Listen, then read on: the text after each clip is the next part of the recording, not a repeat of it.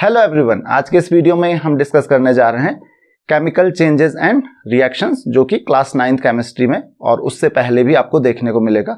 तो काफ़ी इंपॉर्टेंट ये चैप्टर है और काफ़ी इजी चैप्टर भी है ये। इससे पहले हम ऑलरेडी डिस्कस कर चुके हैं द लैंग्वेज ऑफ केमिस्ट्री, और आपने अगर अभी तक द लैंग्वेज ऑफ केमिस्ट्री का वीडियो नहीं देखा है तो मैं आपको पूरी प्ले लिस्ट दे देता हूँ। आपको वहाँ पे क्लास 9th केमिस्ट्री के सारे वीडियोज़ मिल जाएंगे। तो चलिए हम शुरू करते हैं केमिकल चेंजेस एंड रिएक्शन। तो सबसे पहले आपको केमिकल रिएक्शन समझना पड़ेगा कि केमिकल रिएक्शन होती क्या है।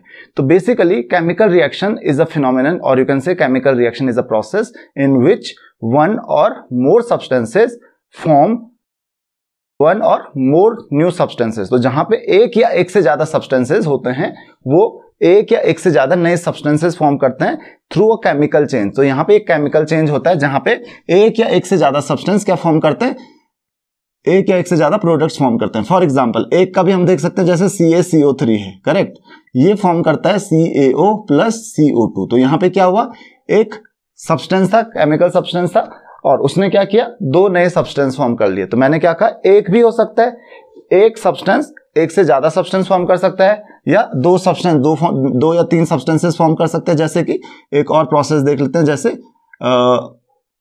N2 plus H2 is forming NH3। तो इसको आप चाहो तो बैलेंस कर लो। तो लास्ट उसमें हमने बैलेंस करना भी सीखा था रिएक्शन को, कि किस तरीके से रिएक्शन को बैलेंस किया जाता है।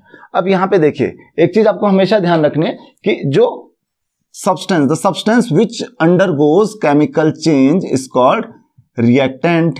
जिस सब्सटेंस में केमिकल चेंज हो रहा है उस सब्सटेंस को क्या बोलेंगे, रिएक्टेंट। सबसे पहले केमिकल रिएक्शन क्या होती है कि जहां पे एक या एक से ज्यादा सब्सटेंस चेंज होते हैं और नए सब्सटेंसेस बनाते हैं। कितने, एक भी हो सकता है और एक से ज्यादा भी हो सकता है।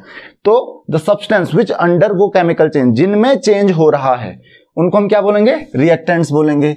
और जो सब्सटेंस जिनमें जो केमिकल चेंज के बाद बन रहे हैं उनको हम क्या बोलेंगे, प्रोडक्ट्स बोलेंगे। क्या बोलेंगे, प्रोडक्ट्स बोलेंगे। तो प्रोडक्ट्स क्या हुआ, जो नए सब्सटेंस बनते हैं वो प्रोडक्ट हैं, और जो पुराने सब्सटेंस है जिनमें कोई केमिकल चेंज हो रहा है उनको हम क्या बोल रहे हैं, रिएक्टेंट्स बोल रहे हैं। और बीच में एरो होता है जो कि ये शो करता है कि किसी भी रिएक्टेंट से कोई प्रोडक्ट बन रहा है। तो ये तो हो गया केमिकल रिएक्शन का रिप्रेजेंटेशन, कि केमिकल रिएक्शन को या केमिकल इक्वेशन को किस तरीके से रिप्रेजेंट करते हैं। अब एक और चीज आती है यहाँ पे कि केमिकल इक्वेशन क्या होती है। तो यही एक्चुअली केमिकल इक्वेशन है। केमिकल इक्वेशन क्या होती है कि किसी भी केमिकल रिएक्शन का, अब सबसे पहले उसके लिए हमने केमिकल रिएक्शन डिफाइन कर दी कि केमिकल रिएक्शन क्या चीज होती है। तो केमिकल इक्वेशन क्या होती है, it is the short representation of a chemical reaction. Chemical equation किसी भी केमिकल रिएक्शन को, केमिकल रिएक्शन तो एक प्रोसेस हो गया, उसको शॉर्ट फॉर्म में किस तरीके से रिप्रेजेंट करते हैं। अब केमिकल रिएक्शन क्या हो रही है, फॉर एग्जांपल यहाँ पे क्या हुआ कि जो कैल्शियम कार्बोनेट है वो डिकम्पोज होके कैल्शियम ऑक्साइड और कार्बन डाइऑक्साइड बन गया, या फिर यहाँ पे नाइट्रोजन और हाइड्रोजन कंबाइन होके अमोनिया फॉर्म कर रहे हैं। तो ये तो हो गई केमिकल रिएक्शन। अब इसको रिप्रेजेंट किस तरीके से किया जाता है, वो इस तरीके से किया जाता है। तो ये क्या हो गई आपकी, ये हो गई केमिकल इक्वेशन। तो यहाँ पे आपको बिल्कुल भी कंफ्यूज नहीं होना है केमिकल रिएक्शंस और केमिकल इक्वेशंस में। तो आई होप कि इतना तो क्लियर हो गया आपको कि केमिकल रिएक्शन क्या होती है और केमिकल इक्वेशन क्या होती है, और केमिकल इक्वेशन को किस तरीके से रिप्रेजेंट किया जाता है। बीच में जो एरो होता है वो क्या शो कर रहा है, वो ये शो कर रहा है कि जो केमिकल रिएक्शन है ये रिएक्टेंट है और रिएक्टेंट कन्वर्ट हो रहा है प्रोडक्ट में। अब और भी सिंबल्स होते हैं, जैसे कि फॉर एग्जांपल जैसे यहाँ पे लिखा होता है S, यहाँ पे लिखा होता है S, करेक्ट, यहाँ पे लिखा होता है G, करेक्ट। तो यहाँ इसका मतलब क्या होता है, तो यहाँ पे जनरली कभी भी किसी रिएक्टेंट या किसी प्रोडक्ट के आगे ब्रैकेट में कुछ लिखा होता है, जैसे S लिखा होता है। तो S किसको रिप्रेजेंट करता है, सॉलिड को। S किसको रिप्रेजेंट करता है, सॉलिड को। L जो होता है वो किसको रिप्रेजेंट करता है, लिक्विड को, करेक्ट। या G जो होता है, G किसको रिप्रेजेंट करता है, गैस को। उसके अलावा और भी सिंबल्स होते हैं, जैसे कि अगर इस तरीके का एरो है तो इसको हम कहते हैं ये जो रिएक्शन होती है वो होती है इरिवर्सिबल रिएक्शन, यानी कि यहाँ पे रिएक्टेंट जो है प्रोडक्ट में चेंज होता है, प्रोडक्ट रिएक्टेंट में नहीं चेंज हो रहा है। लेकिन कभी कभी क्या होता है कि जो रिएक्टेंट से जब प्रोडक्ट बनता है तो प्रोडक्ट से कभी कभी वापस रिएक्टेंट भी बन जाता है, सर्टेन अमाउंट ऑफ रिएक्टेंट भी बन जाता है। तो उसको हम इस तरीके से शो करते हैं। तो ये तो हो गया किसका, इरिवर्सिबल का साइन। ये किसका साइन हो गया, इरिवर्सिबल का, इरिवर्सिबल रिएक्शन का। और ये किसका साइन हो गया, ये हो गया रिवर्सिबल रिएक्शन का। तो यहाँ पे दो तरीके के आपको रिएक्शंस देखने को मिलेंगे, रिवर्सिबल और इरिवर्सिबल। तो यहाँ पे ये शो कर रहा है कि ये रिएक्टेंट से प्रोडक्ट बनता है, प्रोडक्ट से कुछ रिएक्टेंट भी बन सकता है, और इरिवर्सिबल में केवल रिएक्टेंट प्रोडक्ट में कन्वर्ट चेंज होता है, प्रोडक्ट वापस रिएक्टेंट में चेंज नहीं होता है। तो यहाँ पे रिवर्सिबल और इरिवर्सिबल में ये डिफरेंस होता है। तो ये एरोस का ध्यान रखना कि किस चीज के लिए हम यूज करते हैं। चलिए अब हम आगे बढ़ते हैं कि characteristics of chemical reaction. Chemical reaction की क्या कैरेक्टरिस्टिक्स है, मतलब जब केमिकल रिएक्शन होती है तो वहां पे आपको क्या देखने को मिलेगा, क्या देखने को मिल सकता है। जरूरी नहीं है कि सब कुछ मिलेगा, पर क्या क्या देखने को मिल सकता है। तो डिफरेंट चीजें आपको वहां पे देखने को मिल सकती हैं। तो सबसे पहले हम शुरू करते हैं कि कैरेक्टरिस्टिक्स क्या क्या है केमिकल रिएक्शन की। तो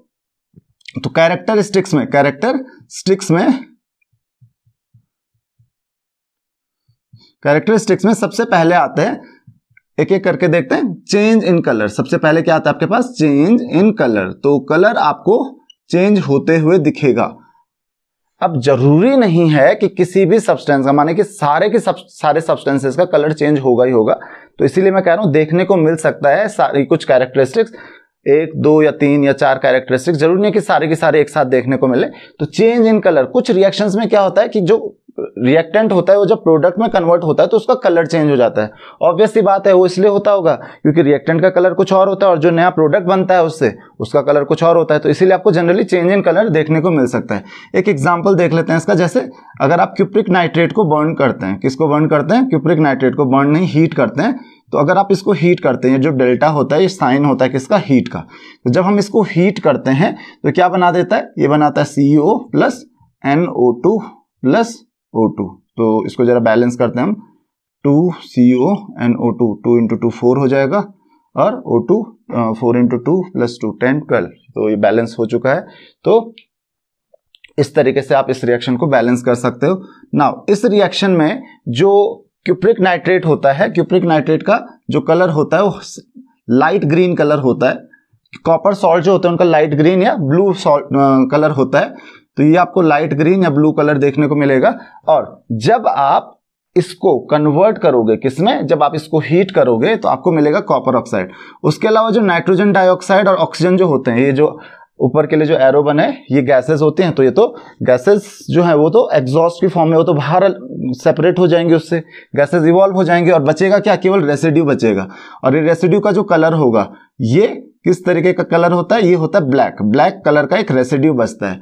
तो यानी कि सॉल्ट का कलर तो था ग्रीन, और जब आपने केमिकल रिएक्शन की, जब उसमें केमिकल रिएक्शन हुई तो क्या कलर मिला आपको कलर मिला ब्लैक। तो चेंज इन कलर आपको देखने को मिल सकता है। उसी के अलावा और क्या क्या देखने को मिल सकता है, दूसरा आपको देखने को मिल सकता है evolution of gas. Evolution of gas देखने को मिल सकता है कि जो गैस होती है वो इवॉल्व होती है कुछ रिएक्शंस में। जैसे कि फॉर एग्जांपल कि अगर जैसे यहीं पे है कैल्शियम कार्बोनेट, कि अगर आप कैल्शियम कार्बोनेट को अगर आप हीट करते हो तो आपको CaO plus CO2 carbon dioxide evolve होते हुए दिखेगी। तो इवोल्यूशन ऑफ गैस भी मिलेगा कुछ रिएक्शंस में, कि जो गैसेस होती हैं वो इवॉल्व होते हैं कुछ केमिकल रिएक्शंस में। उसके अलावा और क्या हो सकता है, और तीसरी चीज क्या देखने को मिल सकती है, तीसरी चीज आपको देखने को मिल सकती है फॉर्मेशन ऑफ प्रेसिपिटेट। क्या देखने को मिल सकता है, फॉर्मेशन ऑफ प्रेसिपिटेट। अभी फॉर्मेशन ऑफ प्रेसिपिटेट क्या होता है, यानी कि पहले प्रेसिपिटेट क्या होता है, प्रेसिपिटेट एक्चुअली इनसॉल्युबल सब्सटेंस होता है जो किसी भी जो सॉल्यूशन होता है उसके बॉटम में डिपॉजिट हो जाता है, क्योंकि वो सॉल्युबल होता नहीं है। चलिए एक एग्जांपल देख लेते हैं। जैसे कि हमारे पास एक सॉल्ट है सिल्वर नाइट्रेट, करेक्ट, प्लस इसको हम रिएक्ट करते हैं किसके साथ, सोडियम क्लोराइड के साथ। तो ये फॉर्म कर लेगा NaNO3 और साथ में एक सिल्वर क्लोराइड का प्रेसिपिटेट फॉर्म कर लेगा। किस तरीके का, एक व्हाइट कलर का प्रेसिपिटेट फॉर्म कर लेगा। तो व्हाइट प्रेसिपिटेट ये फॉर्म कर सकता है। तो यहाँ पे व्हाइट प्रेसिपिटेट फॉर्म कर रहा है, तो ये भी आपको देखने को मिल सकता है कि किसी केमिकल रिएक्शन में एक प्रेसिपिटेट फॉर्म हो गया। तो आई होप कि इतना तो आपको समझ में आ गया होगा। अब आगे देखते हैं और क्या आपको इसमें देखने को मिल सकता है। चौथी चीज क्या है इसमें, फोर्थ चीज क्या देखने को मिल सकती है, वो है एब्जॉर्प्शन या फिर एवोल्यूशन ऑफ गैसेस। एब्जॉर्प्शन और evolution of, not gas, evolution of gas तो हम देख चुके हैं। फॉर्म ऑफ एब्जॉर्प्शन और एवोल्यूशन ऑफ हीट। तो हीट कुछ केमिकल प्रोसेसेस में, कुछ केमिकल रिएक्शंस में हीट एब्जॉर्ब होती है, कुछ केमिकल रिएक्शंस में हीट इवॉल्व होती है। तो इसमें भी दो तरीके की केमिकल रिएक्शंस होती हैं। कौन सी, एक वो जिनमें हीट एब्जॉर्ब होती है। The chemical reactions in which heat is absorbed, the chemical reaction in which heat is absorbed are called endothermic reactions. क्या कहते हैं हम उनको? एंडोथर्मिक रिएक्शंस कहते हैं। कौन सी रिएक्शंस को? जिनमें हीट एब्जॉर्ब होती है, जैसे कि for example N2 plus O2 are going to form NO plus. यहाँ पे हीट एब्जॉर्ब करते हैं तो प्लस हीट आप इस साइड रख सकते हो, क्योंकि ये क्या करते हैं? हीट एब्जॉर्ब करते हैं। तो ये क्या हो गई? एक एंडोथर्मिक रिएक्शन हो गई। और दूसरा मैंने क्या बताया आपको? Exothermic reaction. कैसी रिएक्शन? Exothermic reaction. तो एक्सोथर्मिक रिएक्शंस क्या होती हैं? एक्सोथर्मिक रिएक्शंस वो रिएक्शंस होती हैं जिनमें हीट इवॉल्व होती है। एब्जॉर्ब नहीं, एक्सो का मतलब क्या हुआ? बाहर। तो जिनमें हीट बाहर निकलती है वो क्या हो गई? Exothermic reaction. बाहर निकलने का मतलब क्या हुआ? हीट इवॉल्व होती है, उनको हम क्या कहते हैं? Exothermic reaction. और जिनमें हीट एब्जॉर्ब होती है उनको हम क्या कहते हैं? Endothermic reaction. तो जैसे कि एक्सोथर्मिक रिएक्शन क्या है, आपके पास एक एग्जांपल है, जैसे कि ऊपर नाइट्रोजन का ही एग्जांपल है। नाइट्रोजन एंड हाइड्रोजन जो है वो मिलके क्या बनाते हैं? NH3 बनाते हैं। प्लस हीट क्या करते हैं? हीट प्लस हीट को इवॉल्व करते हैं। तो ये किस टाइप की रिएक्शन हो गई? Exothermic reaction. तो ये चीज ध्यान रखना कि एक्सोथर्मिक और एंडोथर्मिक रिएक्शंस क्या होती हैं। तो यहां तक तो आपको हर चीज क्लियर हो गई होगी। अब आगे बढ़ते हैं हम लोग टाइप्स ऑफ केमिकल रिएक्शंस। तो ये तो सारे क्या थे?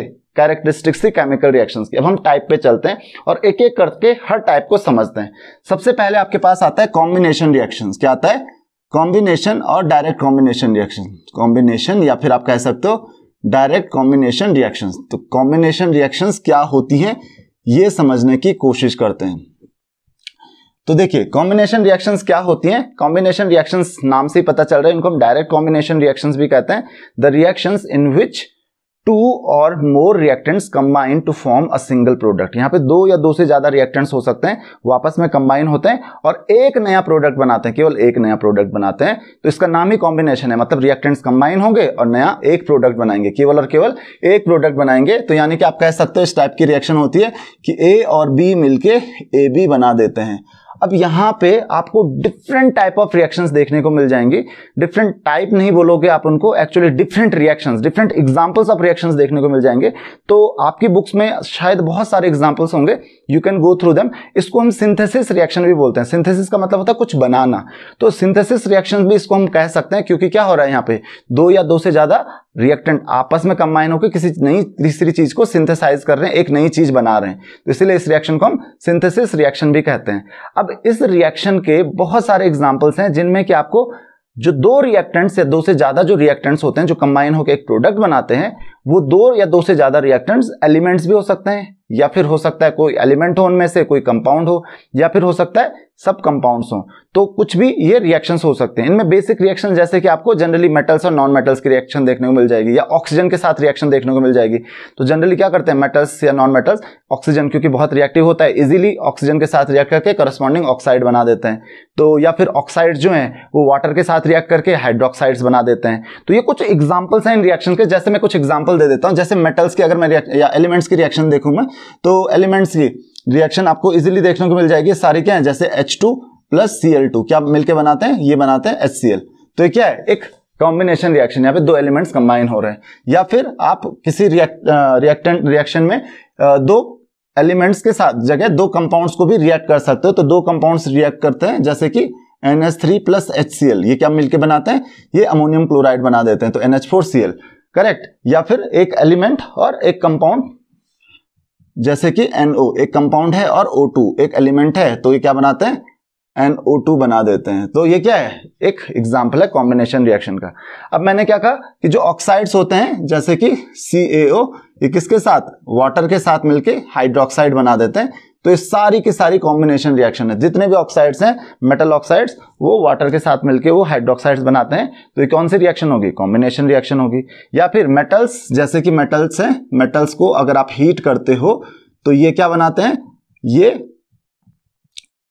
मेटल ऑक्साइड्स बनाते हैं। तो ये क्या है, ये भी किस टाइप की रिएक्शन हो गई, ये भी एक कॉम्बिनेशन रिएक्शन हो गई। तो आई होप कि आपको कॉम्बिनेशन रिएक्शन का मतलब तो समझ में आ गया होगा। अब दूसरा आता है, इसमें दूसरा आता है डीकंपोजिशन रिएक्शन।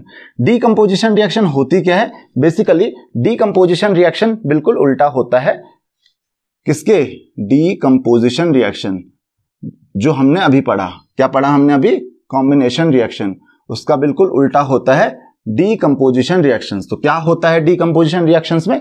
डीकंपोजिशन रिएक्शंस में एक सब्सटेंस ब्रेक होके दो या दो से ज्यादा नए प्रोडक्ट फॉर्म करता है। तो आप कह सकते हो the reaction in which a single reactant is decomposed into 2 or more products are called decomposition reaction. तो यानी कि कोई सब्सटेंस है ए क्या बना देता है, बी और सी बना देता है अगर मिलके, ठीक है ना, नॉट मिलके डिकम्पोज होके अलग अलग पार्ट्स में डिवाइड हो जाता है, दो या दो से ज्यादा पार्ट्स में डिवाइड हो सकता है, तो वो क्या हो गई डीकम्पोजिशन रिएक्शन। जैसे कि वो एग्जांपल दिख रहा है, तो ये तो एक एग्जांपल हो ही गया डीकम्पोजिशन रिएक्शन का, करेक्ट। यहाँ पे क्या हो रहा है, एक रिएक्टेंट है वो दो प्रोडक्ट्स में कन्वर्ट हो रहा है, तो ये भी किसका एग्जांपल हो गया, डीकम्पोजिशन रिएक्शन का एग्जांपल हो गया।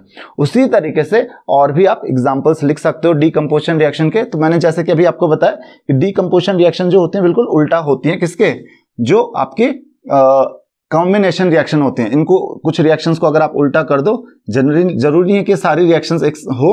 जैसे अमोनियम क्लोराइड को अगर आप हीट करते हो तो इसमें अमोनिया अलग हो जाता है और HCl अलग हो जाता है, तो किसका एग्जांपल हो गया, ये भी एक डीकंपोजिशन रिएक्शन का एग्जांपल हो गया। अब ये डीकंपोजिशन रिएक्शन में कुछ रिएक्शंस आती हैं, तो यहाँ पे दो तरीके का, जैसे एक रिएक्शन इसमें होती है, जैसे एक को हम कहते हैं थर्मल डीकंपोजिशन। क्या कहते हैं, थर्मल डीकंपोजिशन। अब ये थर्मल डीकंपोजिशन क्या होता है, इसको जरा समझने की कोशिश करिए। थर्मल डीकंपोजिशन का मतलब जैसे कि सिंपल है कि जब भी आप किसी रिएक्टेंट को हीट करते हो, थर्मल का नाम ही क्या है, हीट, करेक्ट, हीट करते हो, तो हीट करके वो किस में कन्वर्ट होता है, वो दो या दो से ज्यादा पार्ट्स में डिवाइड हो जाता है, तो उस रिएक्शन को आप कहते हो थर्मल डीकंपोजिशन। थर्मल डीकंपोजिशन जैसे कि इसका एग्जांपल क्या हो गया, CaCO3 को अगर आप हीट करोगे CaO प्लस CO2। अब यहां पर क्या होता है उल्टा, अगर एक और एग्जांपल हम देखते हैं, इसको हम कहते हैं थर्मल डिसोसिएशन। क्या कहते हैं, थर्मल डिसोसिएशन। थर्मल डिसोसिएशन, तो थर्मल डिसोसिएशन क्या होता है, थर्मल डिसोसिएशन बेसिकली एक ऐसी रिएक्शन होती है, सेम इसमें भी वही चीज होती है कि जब भी आप किसी सब्सटेंस को हीट करते हो, क्या करते हो, हीट करते हो, तो वो प्रोडक्ट में कन्वर्ट होता है, और प्रोडक्ट मतलब एक या एक से ज्यादा पार्ट्स में डिवाइड हो जाता है, डिकम्पोज हो जाता है। यहां पर क्या होता है कि वो हीट करने पे दो या दो से ज्यादा पार्ट्स में डिवाइड हो जाता है, लेकिन जब आप उसको कूल करते हो तो वापस वो कंबाइन होकर रिएक्टेंट फॉर्म कर लेता है, तो ऐसी रिएक्शन को हम क्या कहते हैं, थर्मल डिसोसिएशन कहते हैं। तो ये भी बेसिकली एक एग्जांपल है थर्मल डिसोसिएशन का। या मैं आपको एक और एग्जांपल दे देता हूं, बहुत अच्छा एग्जांपल दे देता हूं थर्मल डिसोसिएशन का, जैसे कि NO2 है, करेक्ट, NO2 अगर आप इसको हीट करते हो तो ये बना देता है N2O4, वापस कूल करने पे क्या होता है, ये NO2 बना देता है। तो ये किसका एग्जांपल है, थर्मल डिसोसिएशन का एग्जांपल है। वैसे ही सेम इसमें भी होता है, अमोनियम क्लोराइड को अगर आप हीट करोगे तो अमोनिया और HCl में डिवाइड हो जाएगा, और वापस से मिलकर क्या बना देते हैं, अमोनियम क्लोराइड मिलकर बना देते हैं जब ये कूल हो जाता है। तो इसका मतलब ये किसका एग्जाम्पल है, ये थर्मल डिसोसिएशन का एग्जाम्पल है। और थर्मल डिकम्पोजिशन में केवल रिएक्टेंट जनरली फॉरवर्ड डायरेक्शन में ही मेनली होती है, बैकवर्ड डायरेक्शन में नहीं होती है। तो ये कभी पूछा जाए तो ये चीज ध्यान रखना कि थर्मल डिसोसिएशन में क्या होता है कि जो प्रोडक्ट्स किसी सब्सटेंस को हीट करके बनाए गए हैं, एक सब्सटेंस को हीट करके दो या दो से ज्यादा आपने प्रोडक्ट बनाए हैं, जब आप उनको कूल करते हो तो वापस रिएक्टेंट बना देते हैं, तो इसको हम कहते हैं थर्मल डिसोसिएशन। अब यहां पर जो डीकंपोजिशन रिएक्शन है वो बहुत टाइप की होती है, जैसे यहां पे आता है एक रिएक्शन आती है जैसे कि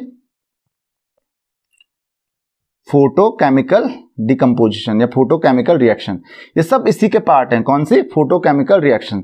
अब नाम से ही पता चल रहा है, फोटो का मतलब होता है लाइट, यानी कि ऐसी डिकम्पोजिशन रिएक्शंस, या अगर वो डिकम्पोजिशन है तो ऐसी रिएक्शंस जिनको होने के लिए किस चीज की जरूरत होती है, जिसको होने के लिए लाइट की जरूरत होती है, ऐसी रिएक्शंस को हम क्या कहते हैं, फोटोकेमिकल रिएक्शंस। फॉर एग्जांपल जैसे लाइट की जरूरत किसमें पड़ती है, जैसे हाइड्रोजन पेरोक्साइड को अगर आपको डिकम्पोज करना है तो क्या बना देता है, ये बना देता है H2O और इसको बैलेंस कर लो, H2O और O2।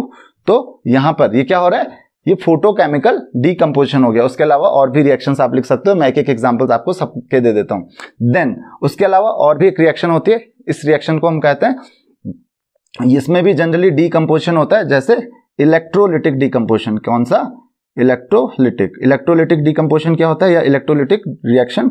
इलेक्ट्रोलिटिक डिकम्पोजिशन रिएक्शन या इसको हम इलेक्ट्रोकेमिकल, इलेक्ट्रोलिटिक डिकम्पोजिशन या फिर इलेक्ट्रोकेमिकल रिएक्शन भी हम इसको कहते हैं। क्या कहते हैं? इलेक्ट्रोकेमिकल रिएक्शन भी कहते हैं। तो कंफ्यूज मत होना। क्या होता है इलेक्ट्रोकेमिकल रिएक्शन में? किसी भी रिएक्शन को होने के लिए जब इलेक्ट्रिसिटी की जरूरत होती है, जब आप इलेक्ट्रिसिटी पास करते हो सब्सटेंस के थ्रू, तब वो रिएक्शन होती है, तो उसको हम क्या कहते हैं? इलेक्ट्रोकेमिकल रिएक्शन कहते हैं। जैसे कि H2O है, करेक्ट। H2O में अगर आप इलेक्ट्रिसिटी पास करते हैं, वैसे प्योर H2O नहीं होता है, यहाँ पे एसिड की भी जरूरत पड़ती है, तो किस में कन्वर्ट हो जाता है? H2 और O2 अलग अलग इसमें हो जाते हैं यहाँ पे, यानी कि इसका डीकम्पोजिशन हो जाता है। तो इस केमिकल रिएक्शन का नाम क्या होगा? इसका नाम होगा इलेक्ट्रोलिटिक या फिर इलेक्ट्रोकेमिकल रिएक्शन। तो आई होप कि आपको इतना समझ में आ गया होगा कि क्या अंतर है इलेक्ट्रोलिटिक, इलेक्ट्रोकेमिकल और फोटोकेमिकल रिएक्शंस में। तो एक लाइट की प्रेजेंस में होती है, लाइट की वजह से होती है, और दूसरे के होने के लिए इलेक्ट्रिसिटी की जरूरत चाहिए होती है। बिना इलेक्ट्रिसिटी की रिएक्शन नहीं हो पाती, तो उस रिएक्शन को हम क्या कहते हैं? इलेक्ट्रोकेमिकल या इलेक्ट्रोलिटिक रिएक्शन। तो आई होप कि आपको इतना समझ में आ गया होगा। तो अभी तक हमने क्या क्या कवर कर लिया? हमने कॉम्बिनेशन रिएक्शन कवर कर लिया और डीकम्पोजिशन रिएक्शंस कवर कर लिया है। अब हम नए टाइप की रिएक्शंस की तरफ बढ़ते हैं। थर्ड टाइप ऑफ रिएक्शन जो है आपके पास, that is displacement reaction. Third type of reaction कौन सी है? Displacement reaction.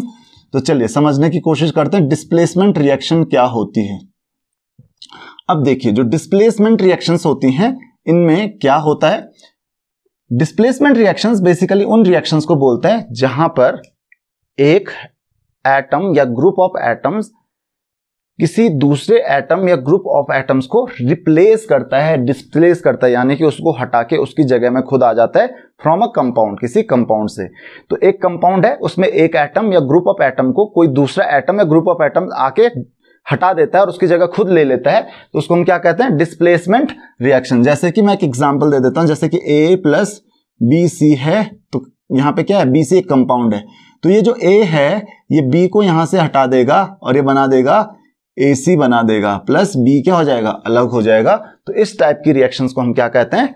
डिस्प्लेसमेंट रिएक्शंस कहते हैं। तो ये चीज आपको क्लियरली समझ में आ गई होगी। अब एक एग्जांपल दे देता हूं आपको, तब आपको इजीली समझ में आ जाएगा। जैसे कि आपके पास है Zn+CuSO4, बहुत अच्छा एग्जांपल है, बहुत इजी एग्जांपल है। तो यहाँ पे Zn क्या करता है? Cu को डिस्प्लेस कर देता है। तो जिंक और कॉपर सल्फेट जो है यहाँ पे, ये क्या बना देते हैं? ये बना देते हैं ZnSO4। ये क्या बना देगा? ZnSO4 बना देगा, प्लस कॉपर को क्या कर लेगा? अलग कर देगा। तो उसने क्या किया? जिंक ने यहाँ पे कॉपर को डिस्प्लेस कर दिया और उसकी जगह खुद ले ली। तो ये क्या है? इस रिएक्शन का नाम क्या है? Displacement reaction. तो डिस्प्लेसमेंट रिएक्शन फिर से क्या हुई?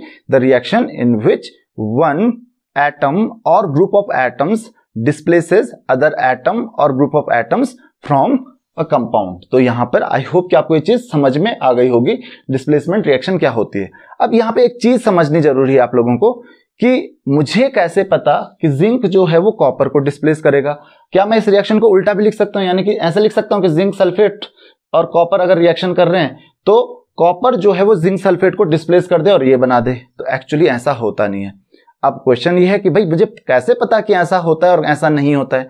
तो बेसिकली ये चीज आपको पता चलती है रिएक्टिविटी सीरीज से, कि जो ज्यादा रिएक्टिव एलिमेंट होगा हमेशा वो अपने से कम रिएक्टिव एलिमेंट को क्या करेगा? डिस्प्लेस करेगा। तो आपकी बुक में रिएक्टिविटी सीरीज होगी जहां पे आपके पास अलग अलग मेटल्स होंगे, अलग अलग एलिमेंट्स होंगे, जैसे कि पोटेशियम, देन सोडियम, देन और भी एलिमेंट्स होंगे जैसे कैल्शियम। इस तरीके से आपके पास पूरी सीरीज होगी।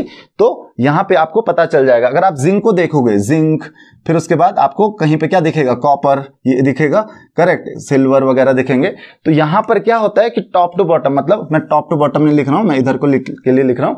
तो अगर इस रिएक्टिविटी सीरीज में ये ज्यादा रिएक्टिव से कम रिएक्टिव मेटल होते हैं, अब जो ज्यादा रिएक्टिव मेटल है वो हमेशा कम रिएक्टिव मेटल को डिस्प्लेस करेगा। यानी कि पोटेशियम जो है सोडियम, कॉपर, जिंक, आयरन सबको डिस्प्लेस कर सकता है, करेक्ट। लेकिन जो सोडियम है वो कॉपर, जिंक, कैल्शियम, जिंक वगैरह को डिस्प्लेस कर सकता है, लेकिन पोटेशियम को नहीं डिस्प्लेस कर सकता है। क्यों? क्योंकि पोटेशियम जो है वो क्या है? ज्यादा रिएक्टिव है। तो एक ज्यादा रिएक्टिव मेटल ही अपने से कम रिएक्टिव मेटल को डिस्प्लेस करेगा। कभी भी कम रिएक्टिव मेटल अपने से ज्यादा रिएक्टिव मेटल को डिस्प्लेस नहीं कर सकता है। तो यहां पे देखिए जिंक पहले आता है और कॉपर बाद में आता है रिएक्टिविटी सीरीज में। इस वजह से जिंक तो कॉपर को डिस्प्लेस कर सकता है, यानी कि जिंक और कॉपर सल्फेट से जिंक सल्फेट और कॉपर बन सकता है, लेकिन जिंक सल्फेट और कॉपर से जिंक और कॉपर सल्फेट नहीं बन सकता है, क्योंकि यहाँ पे कॉपर जो है जिंक सल्फेट को डिस्प्लेस नहीं कर सकता है, क्योंकि कॉपर जो है जिंक के बाद आता है रिएक्टिविटी सीरीज में। तो आई होप कि आपको इतनी चीज समझ में आ गई होगी कि क्या होती है ये रिएक्टिविटी सीरीज। आपको पूरी रिएक्टिविटी सीरीज जो है अपनी बुक में मिल जाएगी, तो आप चाहो तो उसको याद कर सकते हो। हालांकि उसमें सारे के सारे एलिमेंट्स नहीं होते हैं, लेकिन आपको सारे एलिमेंट्स याद रखने की जरूरत ही नहीं है, आपको केवल कुछ एलिमेंट्स का ध्यान रखना है। कोई 7-8 एलिमेंट्स होंगे जिनका आपको ध्यान रखना है, तो उससे आपको हेल्प मिल जाएगी काफी कि कौन सा एलिमेंट किसको डिस्प्लेस कर सकता है।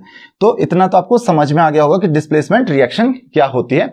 और अब हम लास्ट रिएक्शन पे पहुंचते हैं, that is called double displacement या डबल डीकंपोजिशन रिएक्शन, जिसको हम कहते हैं डबल डिस्प्लेसमेंट भी कहते हैं हम इसको, डबल डिस्प्लेसमेंट या फिर डबल डीकंपोजिशन, डबल डिस्प्लेसमेंट या फिर इसको हम डबल डीकंपोजिशन भी कहते हैं। क्या कहते हैं?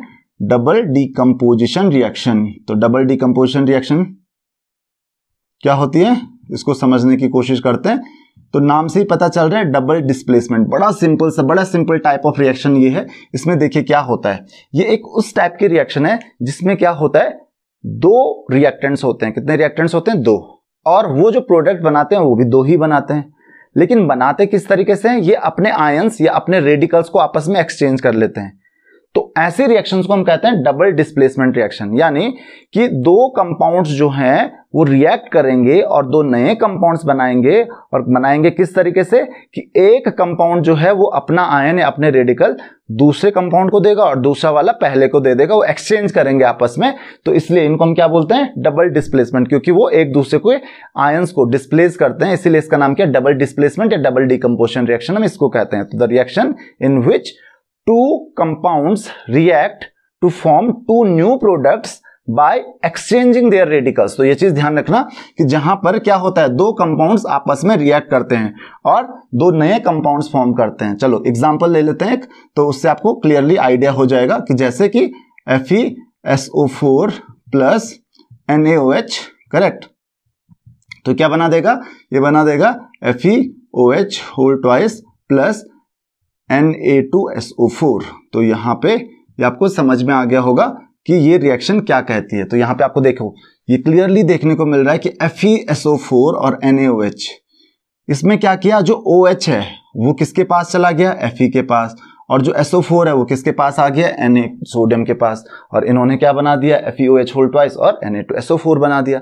तो ये किस टाइप की रिएक्शन है? ये है डबल डिस्प्लेसमेंट रिएक्शन। यहां पर क्या हो रहा है, रेडिकल्स एक्सचेंज कर रहे हैं 2 कंपाउंड्स आपस में और 2 नए कंपाउंड्स फॉर्म हो रहे हैं। रिएक्टेंट भी 2 ही होते हैं, प्रोडक्ट भी 2 ही होते हैं, एक्सचेंज करते हैं अपने रेडिकल्स आपस में। तो आई होप कि आपको इतना समझ में आ गया होगा। नेक्स्ट, इसमें टाइप्स होते हैं, 2 तरीके की आपको इसमें रिएक्शंस देखने को मिलेंगी। पहला जो टाइप आपको इसमें देखने को मिलेगा डबल डीकंपोजिशन रिएक्शन में, पहला टाइप ऑफ रिएक्शन जो है वो है प्रेसिपिटेशन। क्या नाम है इसका? Precipitation reaction. Precipitation reaction. तो प्रेसिपिटेशन रिएक्शन में क्या होता है, तो यहां पर क्या होता है कि 2 सब्सटेंसेस जब आपस में रिएक्ट करते हैं तो 2 नए सब्सटेंसेस फॉर्म करते हैं। अब ये जो 2 सब्सटेंसेस आपस में रिएक्टेंट करते हैं वो बेसिकली होते हैं सॉल्युबल सब्सटेंसेस, ये सॉल्यूशंस में रिएक्ट करते हैं। तो जब आप 2 सॉल्युबल सब्सटेंसेस को रिएक्ट करोगे उनके सॉल्यूशंस में, तो वो आपस में रिएक्ट होंगे और 2 नए प्रोडक्ट बनाएंगे। अब इसका नाम ही है प्रेसिपिटेशन। अब जो 2 नए प्रोडक्ट बनते हैं, उन 2 नए प्रोडक्ट में से एक तो सॉल्युबल होता है लेकिन दूसरा हो जाता है इनसॉल्युबल।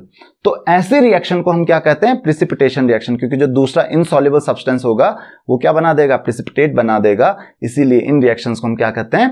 प्रेसिपिटेशन रिएक्शन कहते हैं। यानी कि क्या कहा मैंने कि the reactions in which the decomposition या डबल डिस्प्लेसमेंट रिएक्शन या double decomposition reaction in which 2 soluble substances react to form 1 soluble and 1 insoluble product are called precipitation reactions। तो यही मैंने कहा कि 2 soluble substances हैं। यहीं पे देख लेते हैं, एक एग्जांपल देख लेते हैं, आपको इजीली समझ में आ जाएगा। जैसे कि CaCl2 कैल्शियम क्लोराइड है, ये क्या है? soluble substance है। प्लस NaOH है, ये भी क्या है? soluble substance है। अब ये 2 soluble substances हैं, ये मिलके क्या बनाते हैं? ये कह रहा है एक सॉल्युबल, यानी कि एक सॉल्युबल सब्सटेंस बनाता है, सॉल्युबल सब्सटेंस, क्योंकि आपस में रेडिकल एक्सचेंज करेंगे तो बना देगा NaCl। दूसरा जो बनाते हैं ये बनाते हैं इनसॉल्युबल सब्सटेंस, यानी कि ये इनसॉल्युबल सब्सटेंस जो है, ये डाउन एरो जो है वो प्रेसिपिटेट का साइन होता है, तो ये बनाता है एक व्हाइट कलर का प्रेसिपिटेट। किस कलर का प्रेसिपिटेट? व्हाइट कलर का प्रेसिपिटेट। तो ऐसी रिएक्शंस को हम क्या कहते हैं? प्रेसिपिटेशन रिएक्शंस कहते हैं। तो आई होप कि आपको इतना क्लियर हो गया होगा एकदम।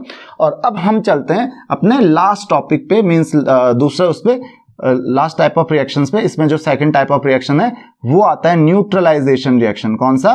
Neutralisation reaction. अब आप कहोगे न्यूट्रलाइजेशन रिएक्शंस क्या होती हैं? तो यहां पर बेसिकली एक एसिड एक बेस के साथ रिएक्ट करता है। एसिड किसके साथ रिएक्ट करता है? यहाँ पे एक बेस के साथ रिएक्ट करता है। तो ये रिएक्शन बेसिकली किस किस के बीच में होती है? ये रिएक्शन होती है एक एसिड और एक बेस के बीच में। और ये रिएक्शन जब होती है तो किस तरीके से होती है कि जो एसिड और जो बेस है, तो यहाँ पे ध्यान रखना क्या क्या कहा मैंने कि एसिड और बेस आपस में रिएक्ट करते हैं और फॉर्म करते हैं मिलके सॉल्ट एंड वाटर। तो इस रिएक्शन को हम क्या कहते हैं? न्यूट्रलाइजेशन रिएक्शन कहते हैं। चलिए एग्जांपल देख लेते हैं। एसिड जैसे HCl और कौन? NaOH, ये मिलके क्या बना देते हैं? NaCl बना देते हैं और H2O बना देते हैं। अब देखिए यहाँ पे देखिए एक्सचेंज हुए ना रेडिकल, देखिए Na और Cl। Na ने क्या किया? Cl के साथ कंबाइन हो गया और H किसके साथ कंबाइन हो गया? OH। H और OH मिलकर क्या बना देते हैं? वाटर बना देते हैं। और Na और Cl मिलकर NaCl बना देते हैं। उसी तरीके से एक और एग्जांपल देख लीजिए, जैसे कि जो मेटल ऑक्साइड्स होते हैं वो भी जनरली क्या होते हैं? बेसेस होते हैं। तो जैसे कि आप H2SO4 प्लस CaO ये भी लिख सकते हो आप। तो क्या बना देगा ये बना देगा CaSO4। ये क्या बन गया? सॉल्ट बन गया, प्लस साथ में बन गया H2O। तो ये क्या हो गई? एक और न्यूट्रलाइजेशन रिएक्शन हो गई। तो आई होप कि आपको ये न्यूट्रलाइजेशन रिएक्शंस भी समझ में आ गई होंगी कि क्या किस टाइप की ये रिएक्शंस होती हैं। और लास्ट आपके पास जो टॉपिक बचता है that is conditions for chemical reactions. क्या क्या कंडीशंस आपको चाहिए होती हैं। इससे पहले मैं आपको बता दूं कि जितने टाइप की रिएक्शंस आपकी बुक में होंगी वो सिर्फ एग्जांपल्स हैं और उससे ज्यादा कुछ नहीं है। तो आप उनको देख लीजिएगा एक बार। कोई प्रॉब्लम होती है तो आप मुझे क्वेश्चंस पूछ सकते हैं कमेंट्स में। तो चलिए यहां पे देखते हैं क्वेश्चन क्या कहता है। ये क्या कहता है? कंडीशंस फॉर केमिकल रिएक्शंस की क्या कंडीशन चाहिए होती है, मतलब कब रिएक्शन होगी और कब नहीं होगी, किस कंडीशन में रिएक्शन होगी, मींस जरूरी कंडीशंस क्या हैं। तो दो कंडीशंस बहुत ज्यादा जरूरी हैं जिनके बिना केमिकल रिएक्शन हो ही नहीं सकती है। पहली चीज है क्लोज कॉन्टैक्ट। क्लोज कॉन्टैक्ट का मतलब क्या हुआ? क्लोज कॉन्टैक्ट का मतलब ये हुआ कि जब भी रिएक्टेंट्स हैं उनके बीच में क्लोज कॉन्टैक्ट, यानी कि दोनों एक दूसरे के एकदम आसपास, दोनों एक दूसरे के साथ कंबाइन होने चाहिए, क्लोज आने चाहिए। अगर पास ही नहीं आएंगे दोनों एक दूसरे के तो वो कंबाइन कैसे होंगे? रिएक्शन कैसे होगी उनके बीच में? तो पहली चीज, नेसेसरी चीज है, बहुत जरूरी चीज है क्लोज कॉन्टैक्ट का होना। इसीलिए आपने जनरली देखा होगा कि सॉलिड फॉर्म में जो है वो रिएक्शन ज्यादा नहीं होती है, अपने सॉल्यूशन फॉर्म में या गैसियस फॉर्म में रिएक्शंस इजीली हो जाती हैं। अब आप बोलोगे ऐसा क्यों होता है? क्योंकि जो सॉलिड फेज होता है, सॉलिड फेज में जो रिएक्शंस अगर आप करवाते हो दो सब्सटेंसेस की, तो सॉलिड फेज में जो रिएक्टेंट्स होते हैं उनका जो कांटेक्ट है वो ठीक से नहीं हो पाता, पार्टिकल्स एक दूसरे के साथ ठीक से नहीं मिल पाते हैं। तो उसकी वजह से, कांटेक्ट ठीक नहीं होने की वजह से रिएक्शंस भी इजीली नहीं होती हैं। तो जनरली सॉलिड में भी आपको करना होता है, तो पाउडर फॉर्म में जो होती है वो रिएक्शन ज्यादा तेज होती है। क्यों? सेम रीजन वही है, क्लोज कॉन्टैक्ट। और सॉल्यूशन फेज में भी जनरली इसलिए आपने देखा होगा कि ज्यादातर रिएक्शन जो होते हैं सॉल्यूशन फेज में ही होते हैं, क्योंकि सॉल्यूशन फेज में मिक्स होना, उनके क्लोज आना, किसका? रिएक्टेंट्स का आपस में क्लोज आना बहुत इजी हो जाता है। तो आई होप कि आपको इतना समझ में आ गया होगा। दूसरी चीज जो है, दूसरी कंडीशन जो है दैट इज एनर्जी। अब एनर्जी चाहिए होती है किसी भी रिएक्शन को होने के लिए। अब ये अलग अलग टाइप की एनर्जीज हो सकती हैं, किसी भी टाइप की एनर्जी हो सकती है, अलग अलग टाइप की एनर्जीज किसी भी रिएक्शन को करने के लिए, किसी भी रिएक्शन को कंप्लीट करने के लिए हो सकती हैं। जैसे कि कुछ रिएक्शंस के लिए चाहिए होती है हीट एनर्जी। क्या चाहिए होती है? Heat energy. तो कौन कौन सी फॉर्म ऑफ एनर्जी चाहिए हो सकती है आपको? जैसे कि हीट एनर्जी। कौन सी? Heat energy. तो हीट एनर्जी जिन रिएक्शंस के लिए चाहिए होती है वो, जैसे कि यहाँ पे एक एग्जाम्पल आपके पास जो कि हीट से ही होता है। जैसे कि एक एग्जाम्पल दे देता हूं, जैसे NH3 बनाना है आपने, तो N2 + 3H2 ये बनता है NH3। तो इसके लिए हीट की जरूरत होती है। तो कुछ रिएक्शंस के लिए heat energy, different type of energy चाहिए होती है, वो किसी भी फॉर्म में हो सकता है। किसी में चाहिए होती है लाइट एनर्जी। क्या चाहिए होती है किसी के लिए? Light energy. तो लाइट एनर्जी जिनके लिए चाहिए होती है उनको हम क्या कहते हैं? Photochemical reaction. तो एक एग्जाम्पल हो गया जिस रिएक्शन की होने के लिए लाइट एनर्जी चाहिए होती है। फोटोसिंथेसिस भी इसका एक बहुत अच्छा एग्जाम्पल है जहां पे किसकी जरूरत होती है? लाइट एनर्जी की जरूरत होती है। तीसरा है इलेक्ट्रिकल एनर्जी। कौन सी energy? Electrical energy. Electrical energy या फिर इलेक्ट्रिसिटी, इलेक्ट्रिकल एनर्जी चाहिए होती है। करेक्ट। तो इलेक्ट्रिकल एनर्जी या इलेक्ट्रिसिटी चाहिए होती है तो उसको हम क्या कहते हैं, इलेक्ट्रोलिटिक या फिर इलेक्ट्रोकेमिकल रिएक्शंस कहते हैं। तो ये एक एग्जांपल हो गया उसका कि जहां पे आपको इलेक्ट्रिकल एनर्जी की रिक्वायरमेंट होती है। उसके अलावा साउंड एनर्जी की रिक्वायरमेंट होती है। उसके अलावा तो डिफरेंट टाइप ऑफ एनर्जीज की आपको जरूरत हो सकती है किसी भी रिएक्शन के लिए। एक और चीज की जरूरत होती है जिसको हम कहते हैं कैटलिस्ट, जिसको हम क्या कहते हैं, कैटलिस्ट। कैटलिस्ट क्या होता है basically, catalyst is a substance. Catalyst एक ऐसा सब्सटेंस होता है विच एनहेंस या और यू कैन से विच changes the rate of reaction. वो किसी भी रिएक्शन को फास्ट या फिर स्लो कर सकता है without getting involved in the chemical reaction और you can say without getting consumed in the chemical reaction. वो केमिकल रिएक्शन में खुद से रिएक्ट नहीं करता है, वो कंज्यूम नहीं होता है, वो रिएक्टेंट नहीं है, बट वो एक ऐसा सब्सटेंस है जो किसी भी रिएक्शन को फास्ट या स्लो कर सकता है, यानी कि उसका रिएक्शन का जो रेट है, उसकी स्पीड जो है उसको चेंज कर सकता है विदाउट एक्चुअली गेटिंग इन्वॉल्व और you can say without getting consumed in the reaction. तो वो रिएक्शन में पार्टिसिपेट नहीं करता है, वो रिएक्शन में कंज्यूम नहीं होता है, फिर भी वो क्या करता है, रेट ऑफ रिएक्शन को चेंज कर देता है। जैसे कि यहां पर क्या है, यहां पे इस रिएक्शन के लिए जो आपका कैटलिस्ट है वो है आयरन, फाइनली डिवाइडेड आयरन हम यूज करते हैं, बिल्कुल। तो आयरन क्या है इस रिएक्शन में, कैटलिस्ट है जो कि रिएक्शन को क्या कर देता है, फास्ट कर देता है। उसी तरीके से एक और चीज आती है कैटलिस्ट के साथ, उसको हम कहते हैं प्रोमोटर। क्या कहते हैं, प्रोमोटर। तो प्रोमोटर क्या होता है, प्रोमोटर एक्चुअली कैटलिस्ट की हेल्प करता है, तो कैटलिस्ट की परफॉर्मेंस को बेटर करता है रेट ऑफ रिएक्शन को चेंज करने में। तो इसका मतलब प्रोमोटर क्या हुआ, promoter is the substance which enhances और which improves the performance of the catalyst। Catalyst की परफॉर्मेंस को इंप्रूव करता है, उसको हम क्या कहते हैं, प्रोमोटर कहते हैं। तो आई होप कि आपको ये चीज समझ में आ गई होगी कि क्या चीज कैटलिस्ट होती है, क्या प्रोमोटर होती है। So this is all in this video. अगर आपकी कोई भी क्वेरीज, कोई भी डाउट्स हैं तो आप मुझे कमेंट्स में क्वेश्चंस पूछ सकते हैं। आप चाहो तो मुझे फेसबुक या इंस्टाग्राम पे भी ज्वाइन कर सकते हैं। So see in the next video. Next video में हम एक और चैप्टर डिस्कस करेंगे। Thank you very much.